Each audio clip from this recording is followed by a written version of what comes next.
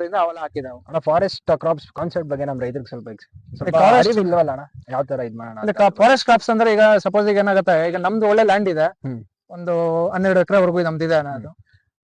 ನಮ್ಮಂತವ್ರು ದೊಡ್ಡ ರೈತರಾದ್ರೆ ಓಕೆ, ಎಲ್ಲ ಒಂದ್ ಕಡೆ ಒಂದು ಬಾರ್ಡರ್ಸ್ ಅಲ್ಲಿ ಹಾಕೊಂಡು ನಡೆಯುತ್ತೆ. ಆಯ್ತಾ. ಸೊ ಸ್ಮಾಲ್ ಫಾರ್ಮರ್ಸ್ ಆದ್ರೆ ಸುತ್ತಲೂ ಈಗ 1 ಎಕರೆ ಇರುತ್ತೆ, 1 ಎಕರೆಲ್ಲಿ ಬಾರ್ಡರ್ಸ್ ಅಲ್ಲಿ ಆದ್ರೆ ನಿಮಗೆ ಒಂದು 50 ಕೂಡ ಕೂರುತ್ತೆ. ಅದು ಟೀಕು ತುಂಬಾ ಪ್ರೆಷಿಯಸ್ ಮರ ಅಂದ್ರೆ ಅದ, ಮತ್ತೆ ಹೆಚ್ಚು ಬೆಲೆನೂ ಬೆಳತ್ತೆ.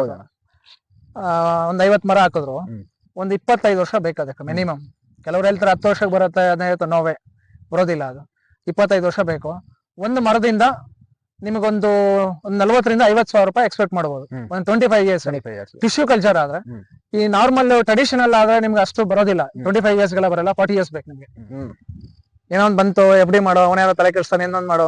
ಆಮೇಲೆ 1 ಎಕರೆ ಇದ್ರೆ ಮಲ್ಟಿಪಲ್ ಕ್ರಾಪ್ಸ್ ಹಾಕು.